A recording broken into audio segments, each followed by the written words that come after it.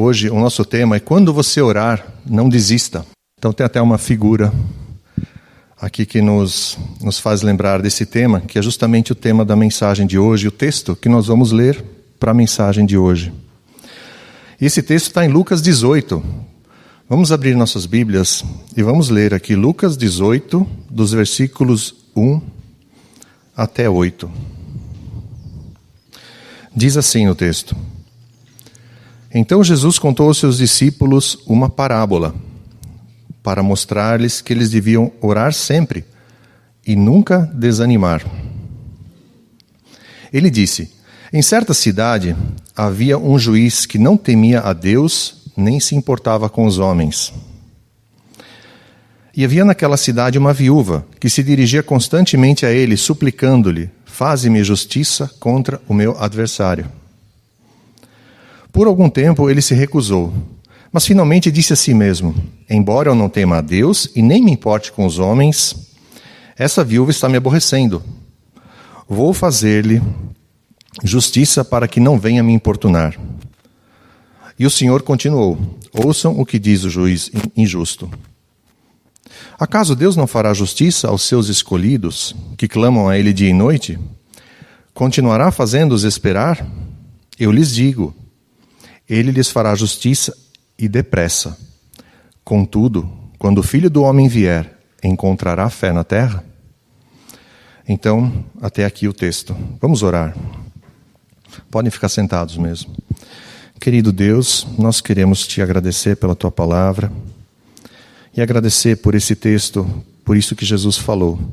Ajuda-nos a entender a mensagem que o Senhor tem aqui para nós hoje, que isso fique fixado em nossos corações, Senhor.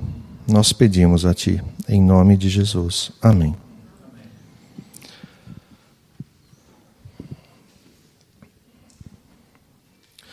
Essa parábola, talvez muitos de vocês já tenham ouvido antes, tenham visto antes. Eu conheci essa parábola como a parábola do juiz iníquo. E aí eu pensei, o que é exatamente iníquo, né? Eu procurei no dicionário e eu achei interessante, né, que iníquo significa contrário à equidade, contrário ao que é justo. E a própria palavra iníquo também tem alguns sinônimos que podem ser usados. Um deles é mau, outro é perverso, outro é malévolo. Aí eu pensei, ainda bem que esse juiz só existia naquela época, né? Hoje em dia a gente não tem mais esse tipo de pessoa, né? Então, a gente acha que isso aqui é só daquele tempo, mas não é, né? A gente vê que ainda tem hoje. Mas o foco aqui não é esse, gente. O foco aqui é outro. E esse título de juiz iníquo se encontra em algumas versões da Bíblia. E eu achei interessante que na versão NVI, essa parábola ela tem um outro nome. Ela é chamada de a parábola da viúva persistente. Né? E também isso é bem interessante. Eles colocaram um outro título para ela que tem bastante a ver com o que a gente tem aqui para aprender. E quando eu estava pesquisando justamente sobre esse tema, eu encontrei uma divisão de tópicos bem legal, né, num livro do Hernandes Dias Lopes, que eu vou usar aqui, né, e algumas citações dele também. Né, mas o importante é a gente ver agora o que Jesus está querendo nos dizer aqui. Essa parábola ela tem uma diferença em relação a outras parábolas que Jesus contou. Nessa parábola, Jesus começa nos dando a lição, nos explicando. E depois ele conta a parábola. Né? Primeiro ele explica, depois ele narra. E a lição que ele deu aqui é no versículo 18, é no capítulo 18, versículo 1, que é de orar sempre e nunca esmorecer, nunca desanimar. Então, se um juiz, como diz nessa história aqui, ele é conhecido por ser injusto, ele concede um pedido por causa da persistência dessa viúva, quanto mais um Pai Celeste vai fazer por nós. Quanto mais Ele vai responder às nossas orações, ou vai ouvir quando nós clamamos a Ele. Então, em primeiro lugar, né, pode mudar por gentileza? Então, em primeiro lugar, a gente tem aqui que a oração deve ser perseverante. Jesus podia ter dito apenas que a oração é um privilégio. E de fato, né, a oração é realmente um privilégio. É a gente falar com Deus. A oração é a gente falar com o Criador de tudo que há. Com o Criador que fez todas as coisas. A oração é unir a fraqueza humana à onipotência divina. Quando oramos, nós estamos nos comunicando diretamente com o trono de Deus. E Jesus disse para orarmos com perseverança. Portanto, deixar de orar é um pecado de omissão. Deixar de orar, além de deixar de lado um privilégio, é também deixar de cumprir um dever. Então, Jesus nos incentiva, vamos orar, vamos orar. Né? E em questão de oração, o próprio livro de Lucas aponta diversas vezes o tema da oração. Por exemplo, em Lucas 11, a gente tem algumas dicas. Né? A gente vê Lucas 11, de 1 a 4. Né? Se vocês podem abrir, mas não é necessário, vocês podem abrir. Lucas 11, de 1 a 4, diz assim: Certo dia Jesus estava orando em determinado lugar. Tendo terminado, um dos seus discípulos lhe disse: Senhor, ensina-nos a orar, como João Batista, né, ensinou os discípulos dele. E aí Jesus lhes disse: Quando vocês orarem, digam: Pai, santificado seja o teu nome, venha o teu reino, dá-nos cada dia o nosso pão cotidiano. Perdoa-nos os nossos pecados, pois também perdoamos a todos que nos devem. E não nos deixes cair em tentação. No livro de Lucas ele termina aqui essa oração do Pai Nosso, que a gente tanto conhece. Né? Aí no versículo 5 até o 8, Jesus dá o exemplo de um amigo que está sendo importunado à meia-noite, porque chegou a visita inesperada na casa dele. Então lhes disse: Suponham que um de vocês tenha um amigo e que recorra a ele à meia-noite e diga: Amigo, empreste-me 3 pães, porque um amigo meu chegou de viagem e não tenho nada para lhe oferecer. E o que estiver dentro responda: Não me incomode, a porta já está fechada e meus filhos estão deitados comigo. Não posso me levantar e lhe dar o que me pede. E eu lhes digo: embora ele não se levante para dar-lhe o pão por ser seu amigo, por causa da importunação se levantará e lhe dará tudo o que precisar. Aqui é um exemplo de persistência, né? Assim, do momento a pessoa lá importunando. Em Lucas 11, de 9 a 10, Jesus também diz que devemos insistir. Né? Por isso lhes digo: peçam e lhes será dado. Busquem e encontrarão. Batam e a porta lhes será aberta. Pois todo o que pede recebe, o que busca encontra. E aquele que bate, a porta lhe será aberta.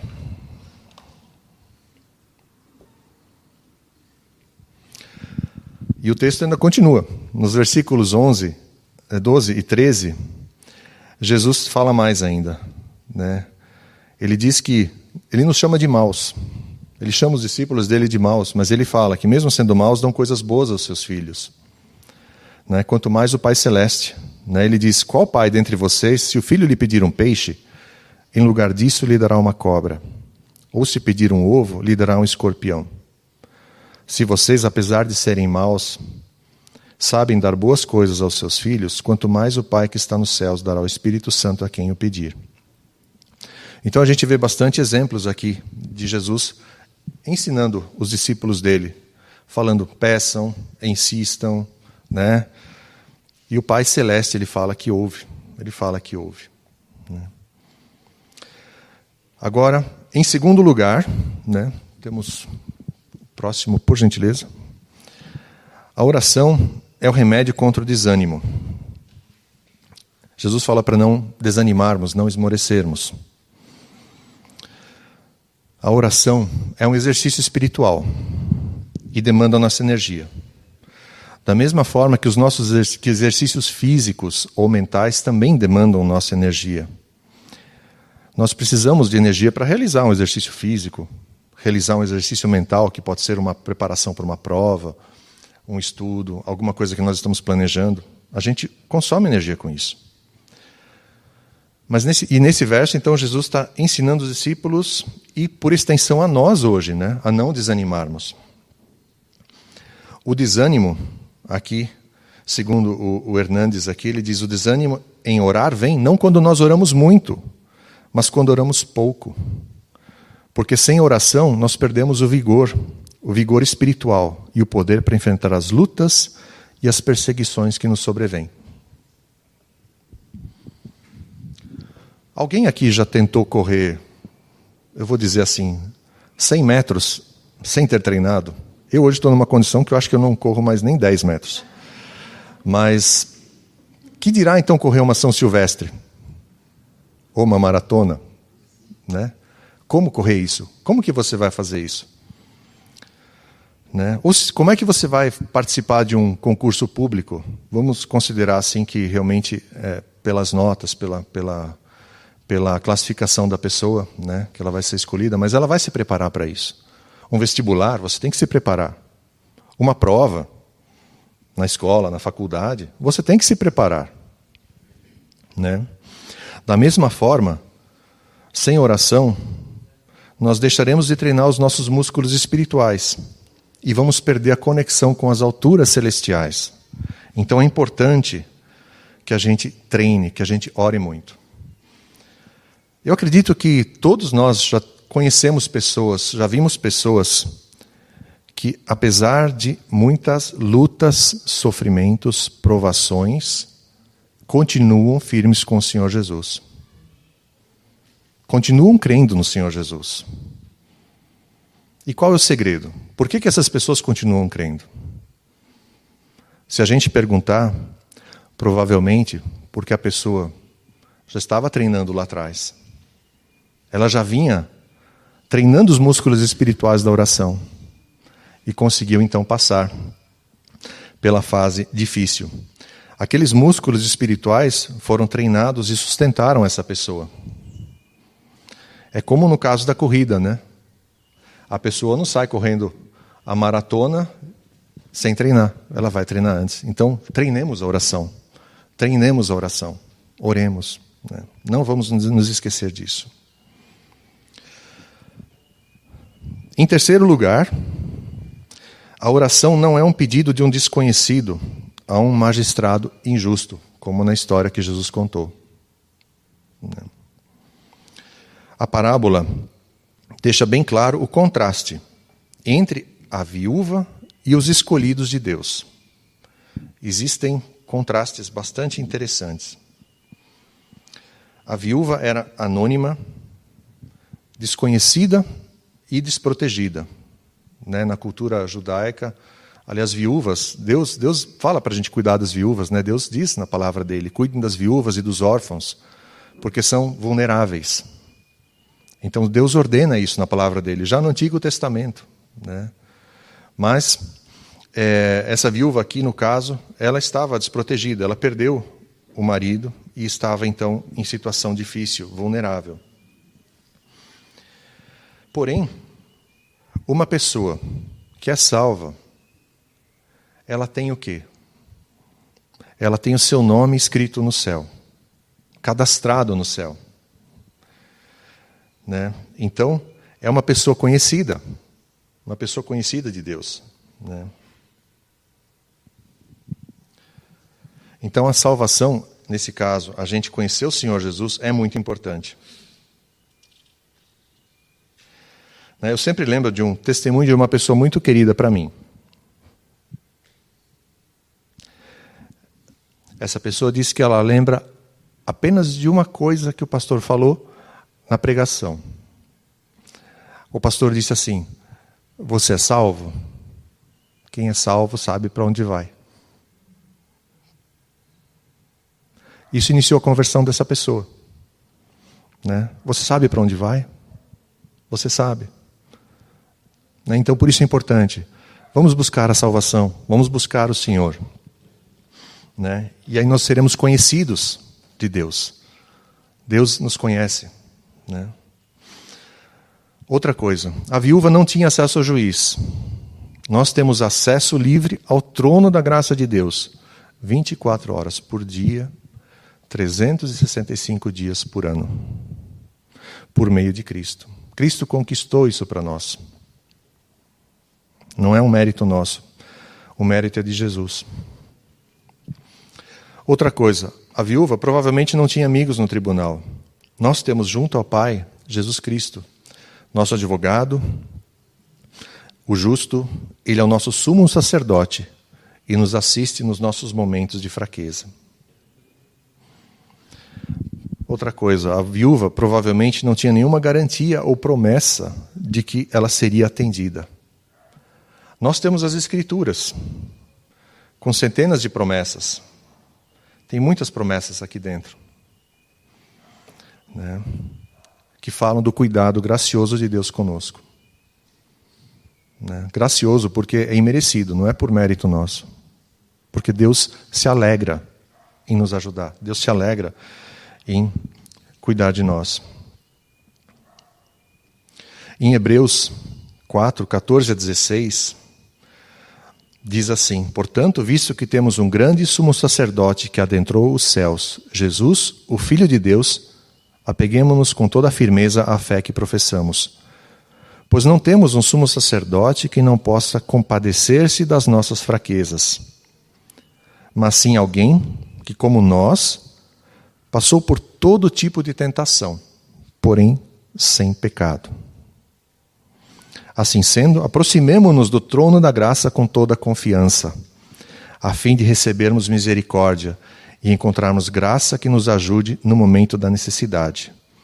Aqui a gente vê o autor dos Hebreus está falando, aproximemo-nos do trono da graça com toda a confiança, porque o sumo sacerdote ele se compadece de nós, que é Jesus Cristo. Eu lembro uma vez de ter visto uma figura de Jesus, um Jesus carrancudo, e que as pessoas não podiam chegar perto dele. Eu falei, isso não está na Bíblia. Isso não está na Bíblia. A gente vê que a Bíblia fala que nós devemos sim nos aproximar dele, devemos chegar perto dele. O trono da graça está aí e fala para nos aproximarmos com confiança. Então vamos, cheguemos com confiança ao trono da graça de Deus. Isso a gente pode ver. Hebreus 4, de 14 a 16. Em quarto lugar, a oração é um pedido dos escolhidos ao Deus justo. Aqui, Jesus faz o claro contraste entre o juiz iníquo e Deus. O juiz é iníquo, ele é mau, ele é injusto, ele é perverso, ele não teme a Deus nem respeita os homens. Provavelmente, sentimentos de ternura, de compaixão com aquela viúva, talvez fossem estranhos a ele. Ele talvez nem tivesse pensado nisso. Talvez ele tenha atendido a viúva só realmente para que ela parasse de importuná-lo, para ficar livre dela. Ou seja, talvez tenha feito isso por apenas amor a si mesmo, sem considerar que aquilo seria um ato de justiça para aquela viúva. Deus não é assim, gente. Deus não é assim. Ele se alegra em ter comunhão conosco, individualmente. Deus nos conhece pelo nome. Vocês lembram da semana passada a pregação do pastor Luiz Saião, quem esteve aqui ou quem assistiu pela internet? O que o pastor contou? Ele contou que Zaqueu era um homem que vivia um cobrador de impostos, uma pessoa que o povo judeu não gostava, porque os cobradores de impostos eram muito mal vistos pelo povo e não eram amados pelo seu próprio povo, porque eles estavam ajudando Roma. Bom, esse Zaqueu tinha ouvido falar de Jesus. Ele tinha ouvido falar dessa pessoa. Quem é esse Jesus? Esse Jesus, eu ouvi falar alguma coisa daqui e dali. E um dia Jesus vai para Jericó, onde está Zaqueu. Zaqueu era de baixa estatura, e ele sobe numa árvore, então, para conseguir ver Jesus, porque ele não conseguia olhar por cima das cabeças na multidão. Então ele teve que subir numa árvore. E ele nunca tinha visto Jesus. Zaqueu nunca tinha visto Jesus. Provavelmente Jesus também nunca tinha encontrado com ele assim, face a face. Porém, quando Jesus entra ali, ele vê Zaqueu em cima da árvore e ele fala o quê? Zaqueu, desça da árvore, hoje eu quero estar na sua casa. Ele chamou Zaqueu pelo nome. Ele conhecia Zaqueu. Né? Então, Deus nos conhece e Ele nos chama pelo nome. A gente vê em Isaías 43:1, um dos versículos que eu acho pessoalmente muito lindo. Mas agora, assim diz o Senhor que te criou, ó Jacó, que te formou, ó Israel. Não temas, porque eu te remi, eu te resgatei. Chamei-te pelo teu nome, tu és meu. Né? Então Deus nos chama pelo nome. Né? Ou mais, a gente vê o poder de Deus. Né? A gente pensa, puxa, como é que Deus pode... Tá bom, ele conheceu Zaqueu, conheceu aquela outra pessoa, tá, uma aqui ou ali, mas ele conhece o nome de cada um, né? Não só o nome de cada um. A Bíblia fala também, em Salmo 147:4, que ele conta o número das estrelas, chama todas pelos seus nomes.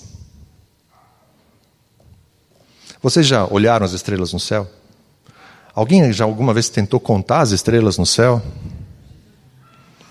É um exercício impossível de se fazer, né? Porque algumas a gente está vendo, e tem muitas mais que a gente acaba nem enxergando por causa das camadas da atmosfera, às vezes não passa a luz delas direito, mas se a gente estivesse no espaço e já só de olhar as estrelas, aquelas fotos com muitas estrelas, a gente já fica deslumbrado pela quantidade delas. É como a gente contar os grãos da areia do mar.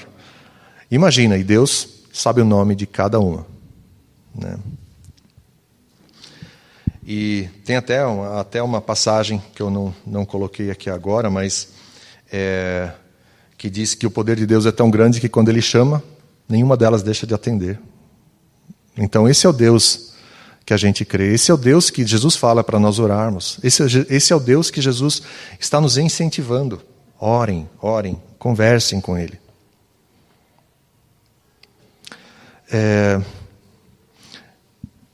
E por quê? Por que a gente vê isso, né? Em Efésios 1:4 diz assim, porque Deus nos escolheu nele antes da criação do mundo, para sermos santos e irrepreensíveis em sua presença. Então, antes da fundação do mundo, antes do mundo ser criado, Deus já sabia da gente. Ele já nos tinha na sua mente, no seu coração.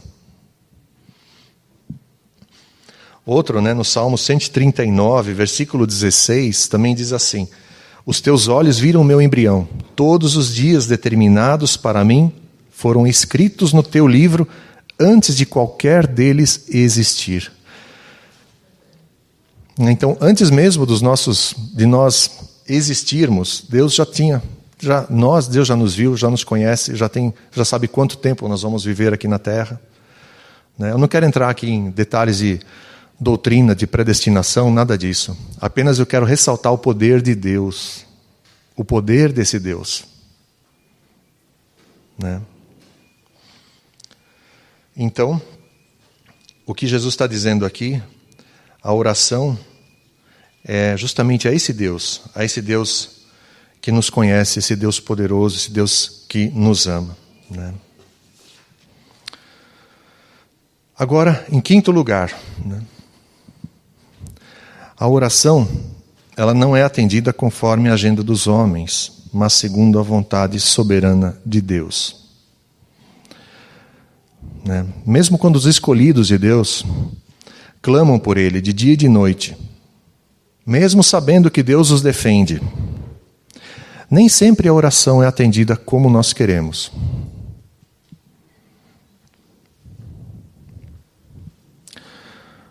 A demora ou uma resposta negativa não é porque Deus é insensível conosco, não é por isso. Não é por isso. É porque Ele está vendo, Ele sabe qual é a melhor resposta para aquele tema, para aquele momento. Nós não sabemos.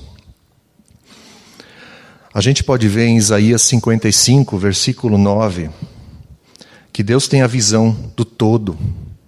Ele vê do alto. Ele tem a visão panorâmica de todas as coisas. Porque diz assim, assim como os céus são mais altos do que a terra, também os meus caminhos são mais altos do que os seus caminhos, e os meus pensamentos mais altos do que os seus pensamentos. Esse texto me lembra muito uma canção que eu ouvi, talvez aqui muitos conheçam. ela se chama O Tapeceiro. Não sei se vocês conhecem, acho que é do Estênio Botelho Nogueira, se eu não me engano, essa canção. Ela diz assim: tapeceiro, grande artista, vai fazendo o seu trabalho, incansável, paciente no seu tear. Tapeceiro não se engana, sabe o fim desde o começo, traça voltas, 1000 desvios, sem perder o fio. Minha vida é obra de tapeçaria, tecida de cores alegres e vivas, que fazem contraste no meio das cores nubladas e tristes. Se você olha do avesso, nem imagina o desfecho. No fim das contas, tudo se explica, tudo se encaixa, tudo coopera para o meu bem. Quando se vê pelo lado certo, muda-se logo a expressão do rosto, obra de arte para a honra e glória do tapeceiro. Não é assim? Vocês já viram um tapete, gente? Como é um tapete? Quando a gente olha o tapete só pelo lado avesso, a gente vê um monte de fios emaranhados, não consegue entender direito o que está acontecendo. Mas quando a gente vira e olha o tapete pelo lado certo, a gente vê a obra que o tapeceiro fez. Então, às vezes os fios dão voltas que a gente não imagina. Tem diversas cores, alegres e vivas, outras, como ele diz aqui, nubladas e tristes. Fazem parte do tapete, fazem parte da nossa vida. Isso é para a honra e glória do tapeceiro. O tapeceiro é o próprio Deus que está fazendo isso. Está tecendo o tapete da nossa vida. Bom, e para concluir, então, a mensagem de hoje, em 6º lugar, a gente tem o fim dos tempos será um período com grande necessidade para a prática de oração. O fim dos tempos será marcado pelo declínio da fé, portanto, pelo esfriamento da prática de oração. Mas por que essa parábola termina com esse versículo? Ele está falando do juiz, da viúva, e aí ele termina com esse versículo: quando o Filho do Homem vier, encontrará fé na terra? Por que ele está falando isso? Porque essa parábola é, na verdade, a conclusão do ensinamento sobre o futuro, sobre o fim dos tempos que Jesus estava dando no capítulo anterior, que é o capítulo 17, dos versículos 20 a 37. Isso vocês podem ler depois em casa. Jesus aqui está dizendo que no final as pessoas se tornarão mais desatentas para as coisas espirituais. Temos muitas coisas aqui no mundo que desviam a nossa atenção. Por isso, a pergunta perturbadora de Jesus. É uma pergunta perturbadora, se a gente pensar. Será que vai ter um dia que não vai ter fé, as pessoas não estarão orando? Eu, hoje em dia, quando eu olho para o mundo, eu vejo que isso aqui está chegando cada vez mais perto. Mas é bom que Jesus tenha citado isso, para a gente ficar atento. A questão importante aqui é se haverá um povo fiel, que tenha persistido em oração e não tenha perdido a esperança quando Jesus Cristo voltar. Essa parábola, então, é um incentivo para que se continue em oração, sem perder a esperança nos tempos de espera, até que o Filho do Homem venha. Que Deus nos abençoe. Amém.